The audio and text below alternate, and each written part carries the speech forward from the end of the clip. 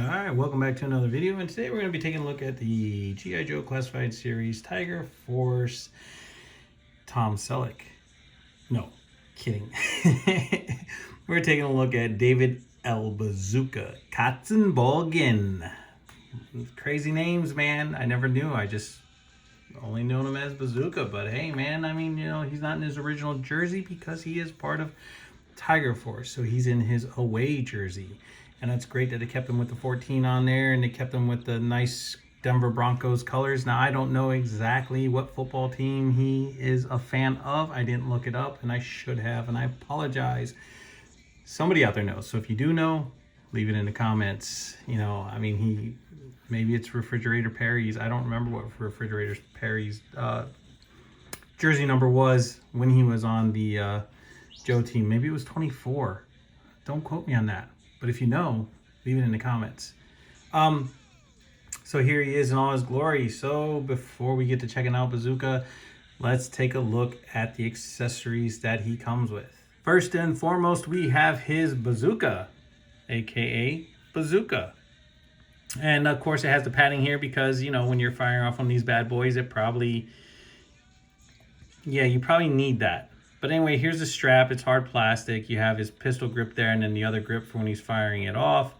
But more than likely, it's probably this side that he wears it because the sight's over here, not over here. You have the handle for him to carry it. And of course, the rockets go in there, and then whoosh. Or should I say skadoosh. Anyway, moving on. Yeah, it's cool. It's just green army plastic with a little bit of darkness here for the padding. And yeah, let me I'll show how the rockets go in it here in a second, but let's take a look at what else he comes with.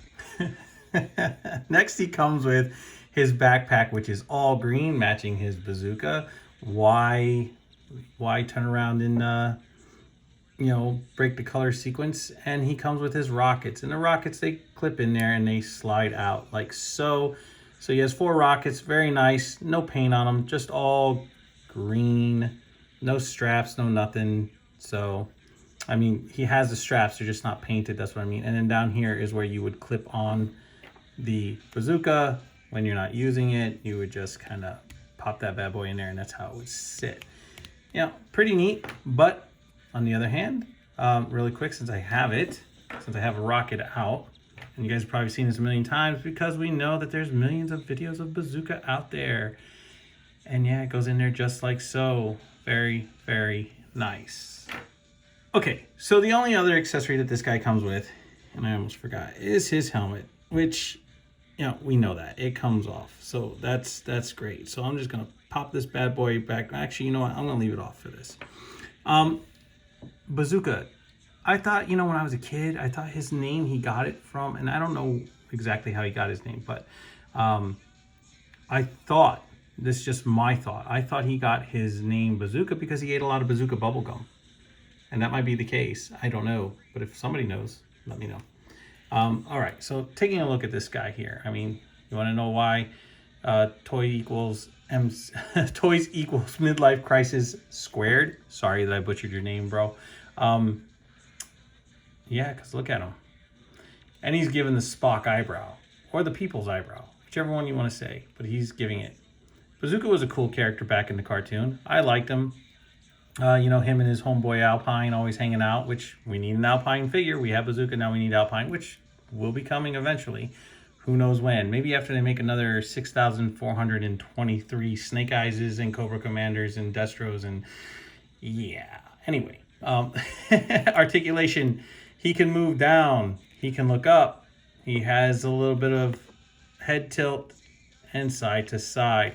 He is a big, big boy. I mean, he's big boy, and Bazooka always was a big boy, big, strong lad. His arms can move out to the side, very nice. He has his butterfly hinge, and he has his bicep swivel, and he has double jointed arms, which mine are stiff on this figure, so yeah, but there it goes. He does have them, and you can get a lot of good range with it, right?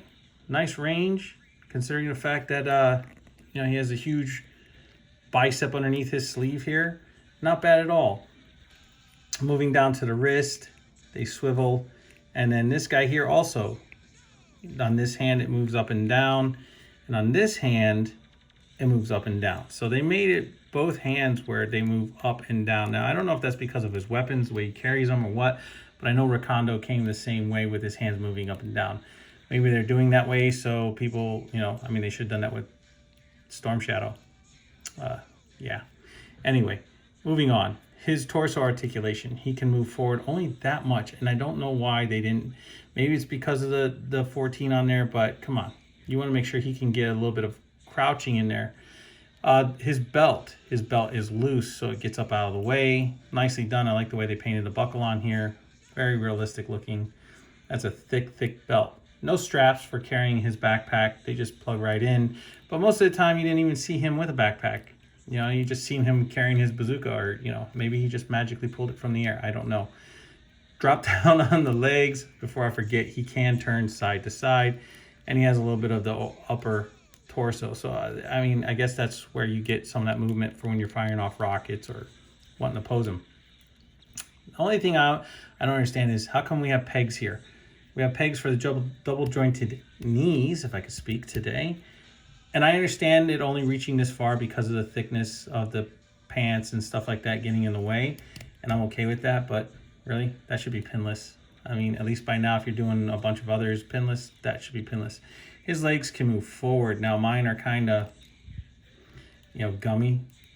You know, I have a couple that are like that, but not really bad. I mean, I can move them forward. And he has his boot swivel. Now, his foot articulation, mine's very stiff, but it only moves that far up. And, there we go.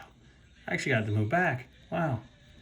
And then he has his ankle pivot.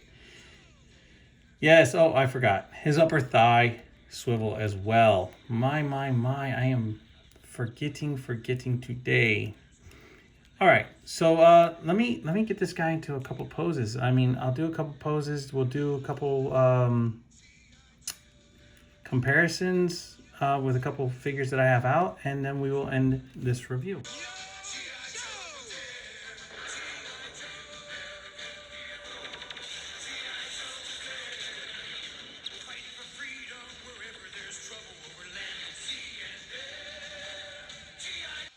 All right, so I hope you guys enjoyed some of the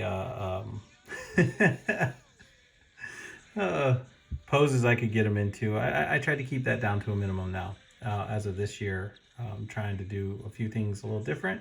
But anyway, before I forget, yeah, this does open. So before somebody goes and says, hey, you forgot to show off the back, that fact that opens. And yeah, you could put rockets in there. So you just slide the rockets in and they go right on in. So yeah, that's cool. Or it pops right off the peg. Either way. All right, guys. So now that I had remembered to show that part off, let's get into some comparisons with this guy. Here's how he compares to Dusty. And here's how he compares to Outback. And here's how he compares to Rakondo.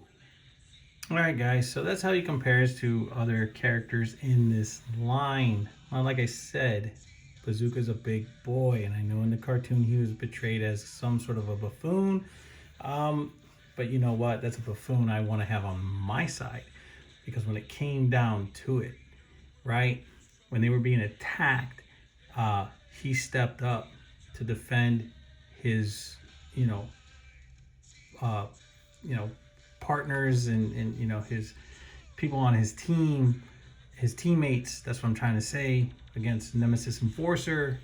Yeah, he may have gotten his butt handed to him, but he still did not back down. And there's been many other times where he has stepped up and handled business.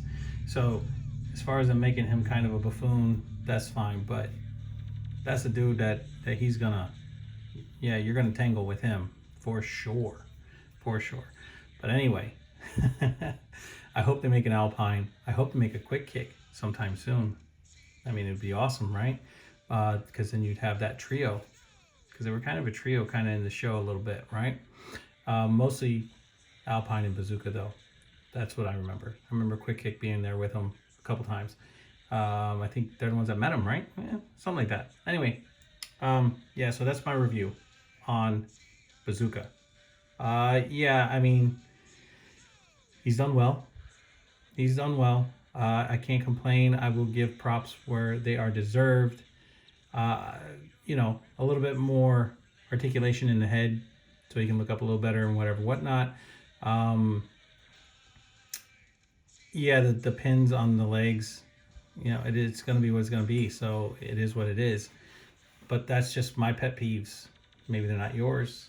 But if you get a chance to get this guy, and if you have ordered this guy and he hasn't come, hopefully he comes soon.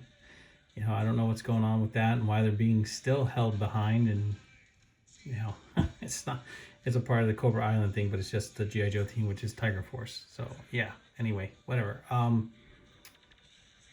Target came through early with these guys, I have to say. So, thumbs up to Target and thumbs up to Hasbro for making Rakondo and Bazooka great figures. They fell short a little bit on Dusty and Zarana, but as far as the sculpt wise, they did a great job. Anyway, guys, thank you for tuning in. Thank you for watching the video. And as always, hit that notification bell so you never miss out on anything I'm putting up. Like, subscribe, share, and as always, leave a comment down below. Haha, I did that a little backwards, didn't I? Kind of, sort of. Anyway, guys, thank you, and I'll catch you on the flippity flip.